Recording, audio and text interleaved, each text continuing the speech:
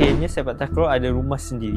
Bertahun-tahun komuniti sepak takraw tunggu momen ni. Kini rasmi, Stadium Setiawangsa diisytiharkan sebagai hub sepak takraw negara dengan gelaran baru Home of Sepak Takraw. Bagi pemerhati sukan Zack Rahim, ini detik bersejarah. Sukan kebangsaan akhirnya ada identiti fizikal yang jelas. Ada pusat, ada simbol. Kalau Thailand ada Muay Thai, New Zealand ada rugby, Brazil ada bola sepak. Malaysia pula kita ada sepak takraw. Dan nama sukan itu sendiri datang daripada bahasa Melayu sendiri. Memang benar kapasiti Stadium Setiawangsa belum sebesar stadium nasional lain. Tapi seperti kata Zack, better late than never. Sekurang-kurangnya sekarang sepak takraw sudah sebaris dengan sukan lain yang ada rumah. Bola sepak di Stadium Nasional Bukit Jalil, badminton di Axiata Arena, hoki di Stadium Hoki Bukit Jalil, basikal track di Velodrome Nilai. Sekarang sepak takraw pun ada pusatnya. Dalam masa yang sama, beliau turut puji kepimpinan Presiden Persatuan Sepak Takraw Malaysia, Datuk Sumali Ridwan, yang berjaya bawa kebangkitan besar termasuk menamatkan kemarau lebih 30 tahun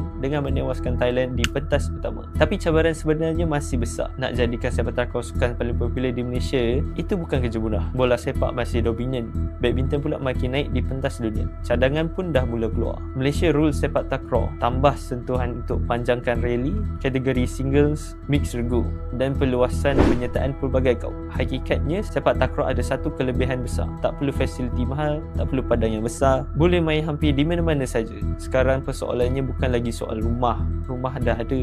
Persoalannya, mampukah kita jadikan rumah ini pusat kebangkitan sebenar sukan kebangsaan? Akhirnya sepak takraw ada rumah sendiri.